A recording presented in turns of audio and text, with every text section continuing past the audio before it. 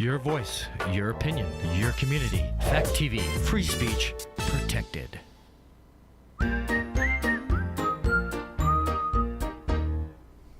Is this really another movie about a clown? Yep. Haven't we reviewed enough clown movies? Nope. Anything else you want to say before the show starts? No. All this and more on Gory Storytime. Warning. Gory Storytime is a horror movie review show by a son and his dad who thought that letting his 5-year-old watch scary movies was acceptable. If you are offended by horror or talk about blood and gore by a child, or if you don't want horror movies from the 60s through today spoiled, then there is a remote stuck in your couch cushion next to potato chip crumbs. Use it. And of course, parental discretion is advised. Why? You didn't use any. Shut up and start the show.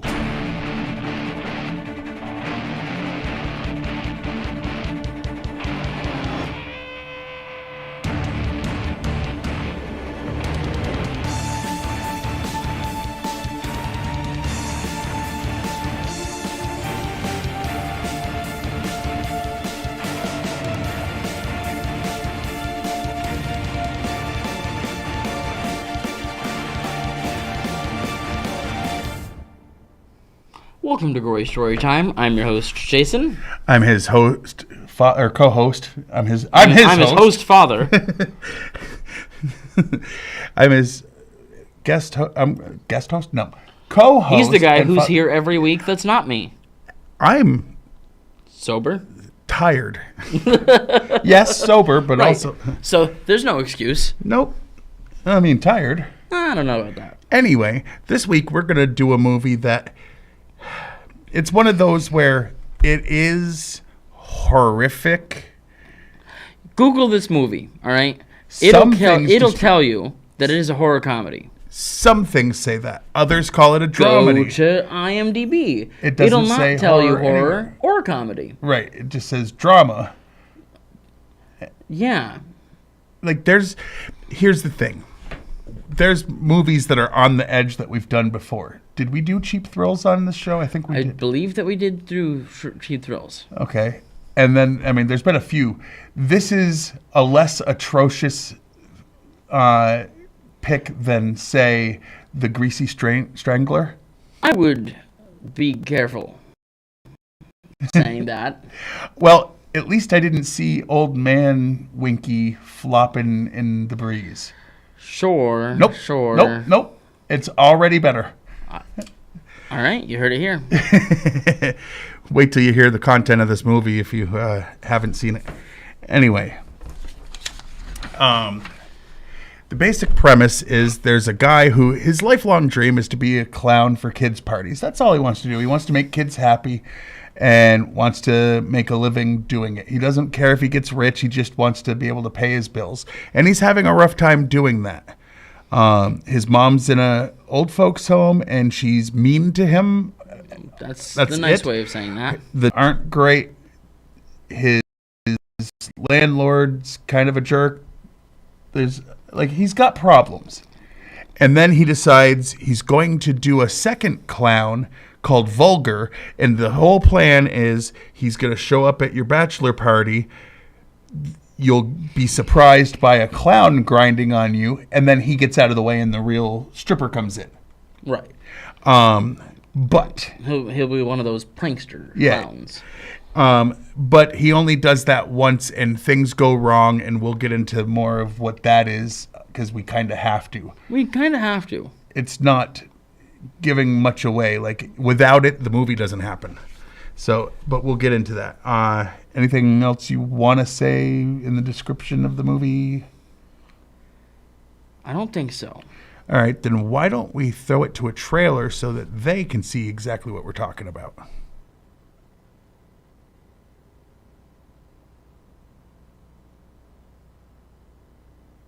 You won't be too old for a clown next year, will you? No. Is he giving you a hard time? Behind every successful clown one day I'll be making a pretty good living at this. is a loving mother, You know what you are, William? A whole lot of nothing. adoring fans, Guess what, Mr. Flappy? Your message sucks. and helpful friends. How about Will, the naked and retarded clown? Unfortunately, Will Carlson knew nothing of success until one day She comes in, Ashley comes out. fate stepped in and took this clown from zero to hero. I've always had sort of a soft spot in my heart for kids with guns pointed at their heads. Hi, Flappy. It's the hero clown, man. The one that saved the little girl, you know, with the father and the guns and everything. Flappy's the word. Flappy's the word is the word. Marty, do you mind? Well, let me cut right to the chase. Have you ever done any television? It's gonna be called Flappy's Funhouse. That's an absurd name. Now, someone from his past Well, you put on a pretty good performance that night. If I show that tape to a few different people, old Flappy's in for a world of trouble. could ruin everything. He walks around like he owns the place. He's tall as J.J. Evans, but he's got the muscles like James Sr. To save his career, he'll take the law into his own hands.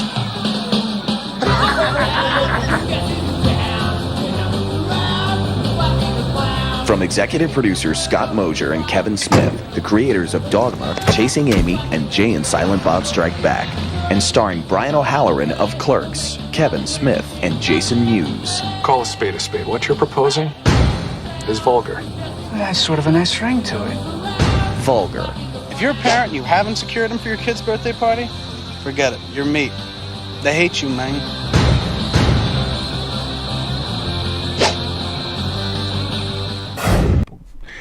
Anyway, there's a couple of things that we find issues with the trailer, but we can talk about that possibly later. First, we have to give a shout out to our sponsors because we get paid. We get paid big fat stacks of cash. And how do we do that? By pimping ourselves out like the hoes we are. Yes. This week, Gory Story Time is brought to you by the new documentary series Next to Stardom, where each episode follows a famous person's friend or sibling who basically rides their coattails to also be sort of famous. Episodes include Clint Howard, Rob Schneider, and a few of the Baldwins. Season 1 comes to streaming soon, Next to Stardom, because if you aren't good enough to be known, hang out with those who are. Yeah. And then... And by Can't You Do Anything Right? And Other Questions My Dad Asked Me My Whole Life. A book that is the true story of a man treated like crap by an overbearing father. The writer of Can't You Do Anything Right? And Other Questions My Dad Asked Me My Whole Life is anonymous because he doesn't want his dad to find out who he wrote a book. Not because he would be angry, but because he'd most likely criticize me. I mean, that too. Definitely not me. I didn't write it. Dad, don't read this book. It certainly wasn't something I wrote. Back to the show. I suspect he wrote a book. Anyway. I don't know that I know enough words to fill a whole book. There's a lot of the and. At least every other word. A. All right. Anything else before we get into the behind the scenes information? Watch it. Yeah. I say that not lightly. Watch it if you are not sensitive to okay. SA is one way they put it. Hard R is another. And I don't mean rating R. So that's how I'm going to put it, just for airing. And but not the race thing either. No. Rhymes. It's not.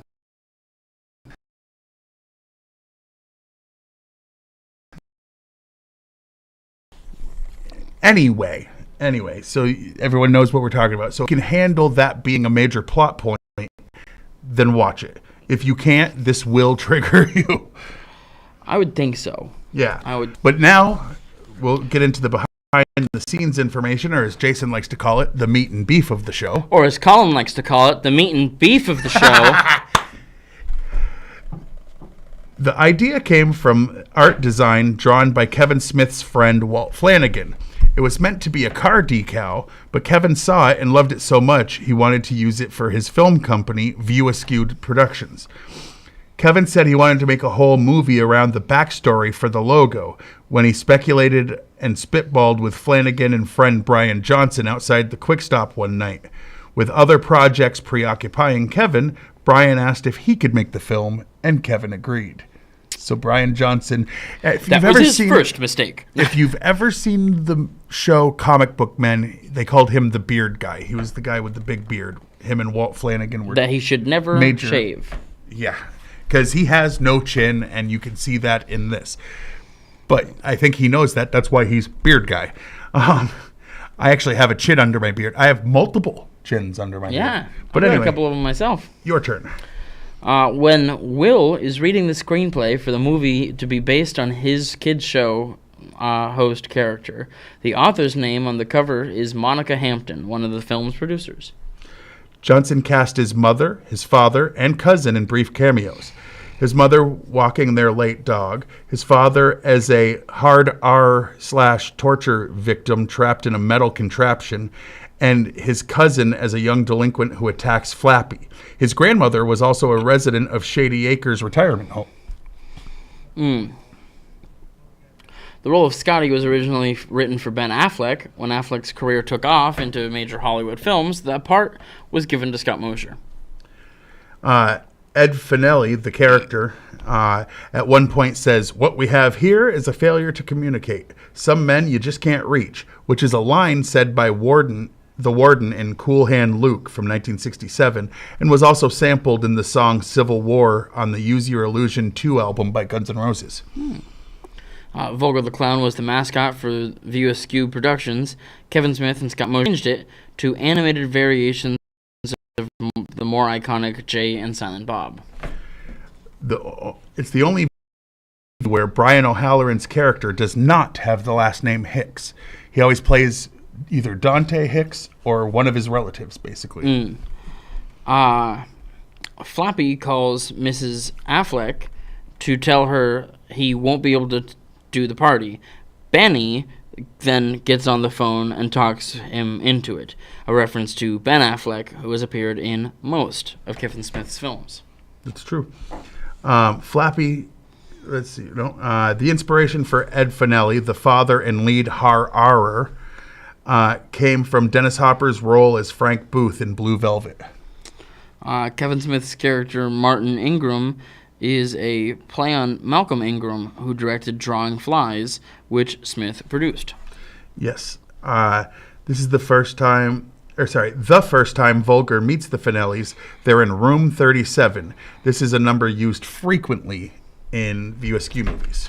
The character Sam Mosier is named after Scott Mosier, who has edited and produced nearly all of the View Askew films. He also went on to do, there was Free Birds, about the turkeys on Thanksgiving. Never watched it. I heard it was good. And I think he was involved in the CG Grinch movie, which is funny knowing he came from Kevin Smith. Yeah. From that group. The script was written in about 28 days back in 1995.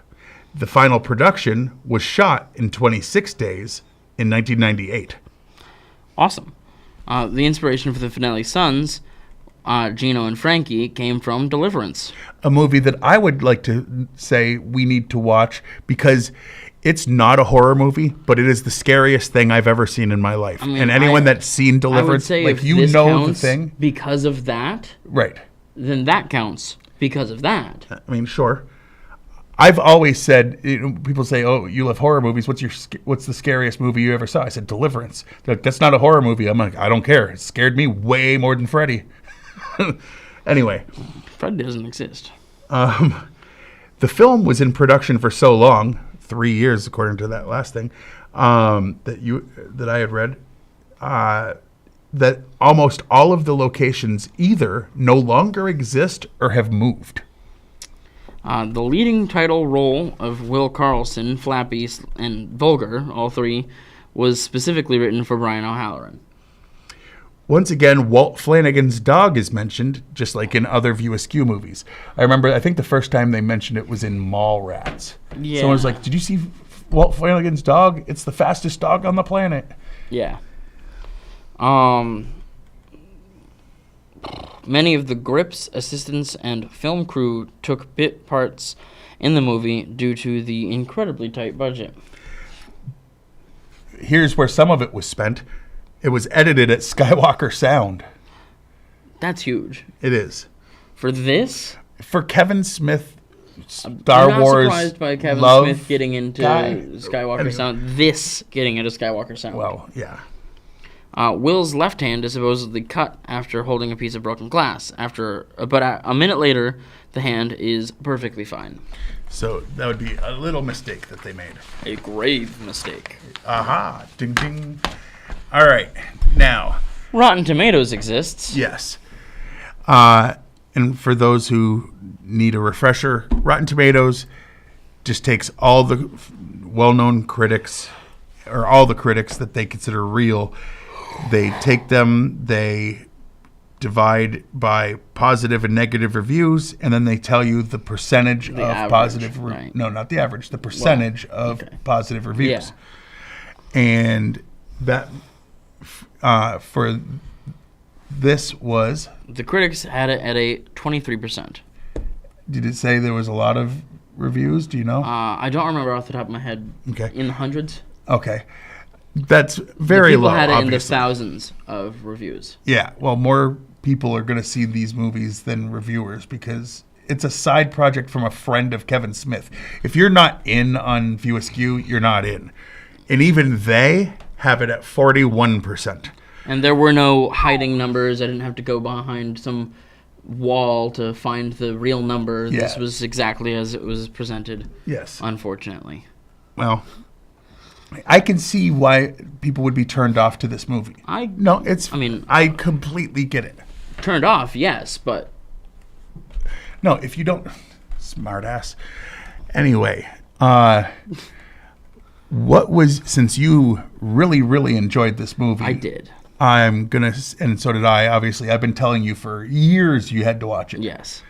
I'm not suggesting anyone do this, but if you typed the name of the movie in on if you certain write Vulgar movie and the year. Yes, there is a certain tube channel that may or may not have a copy. But it's the only place that seems to have the copy. I think buying it was only like $6.99 on a $4.99. No.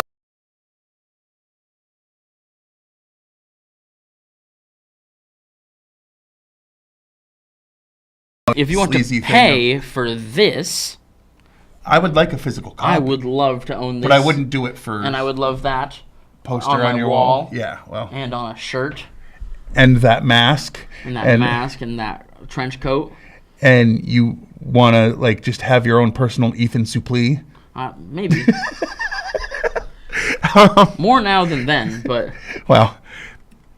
Not.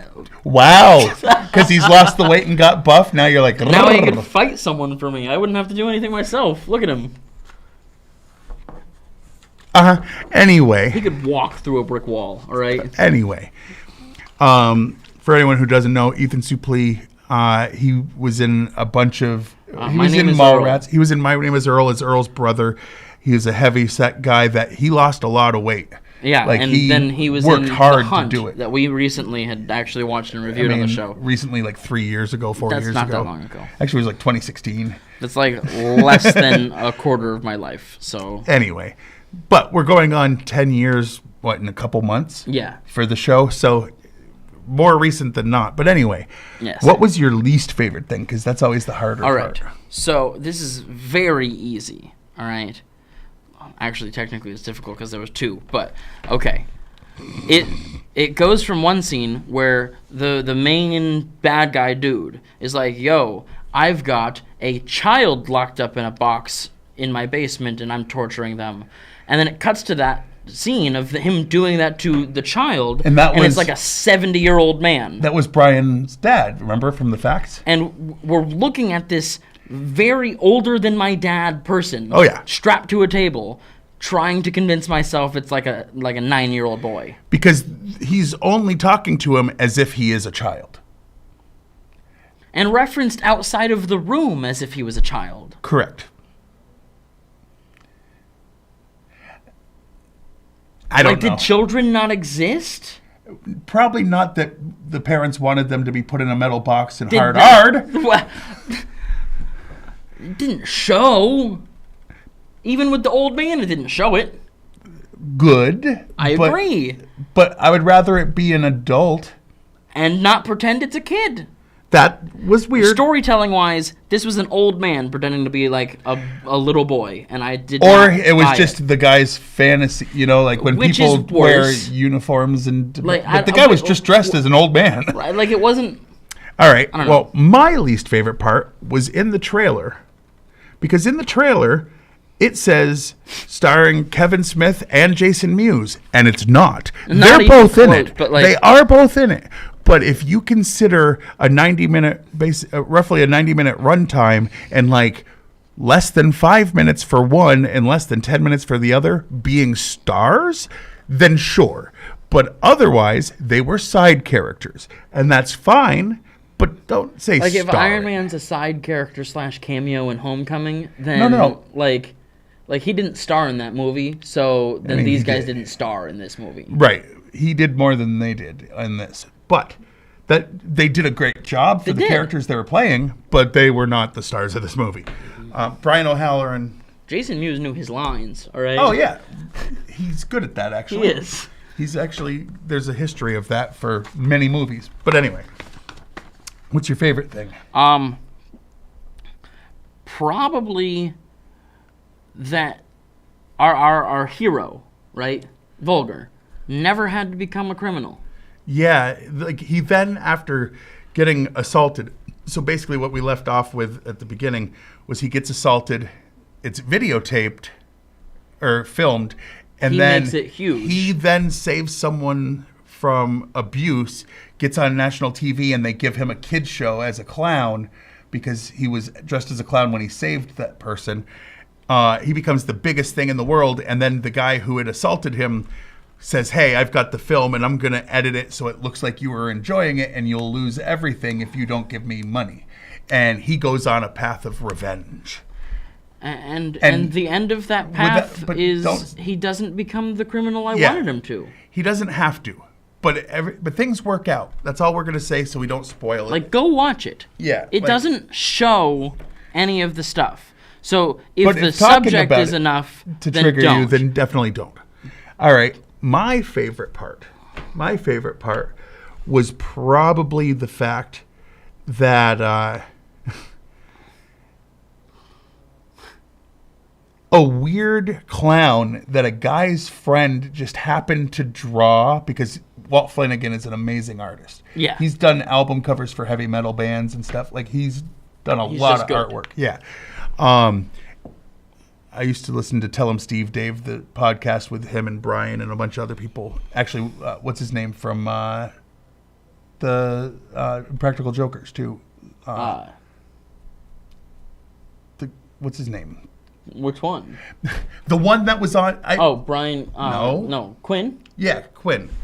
Like, I've told you before, like, and you're like sitting here going, which one? The one that was on the show. Yeah, Like, Quinn. But anyway, Brian Quinn, yeah. Yeah, Brian. Yeah.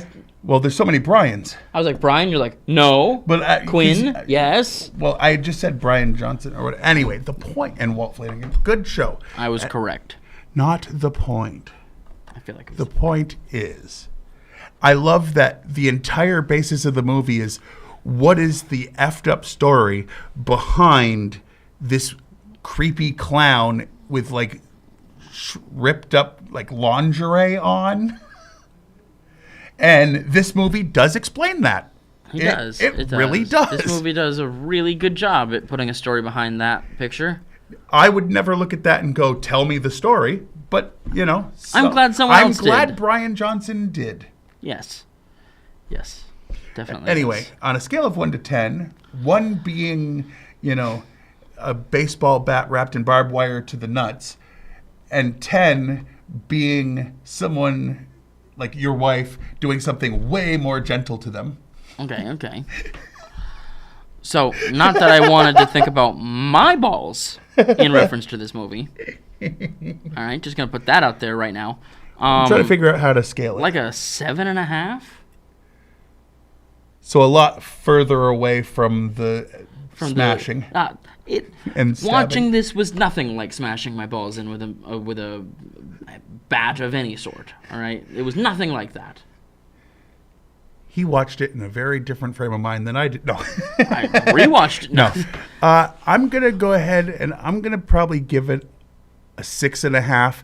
I really like it.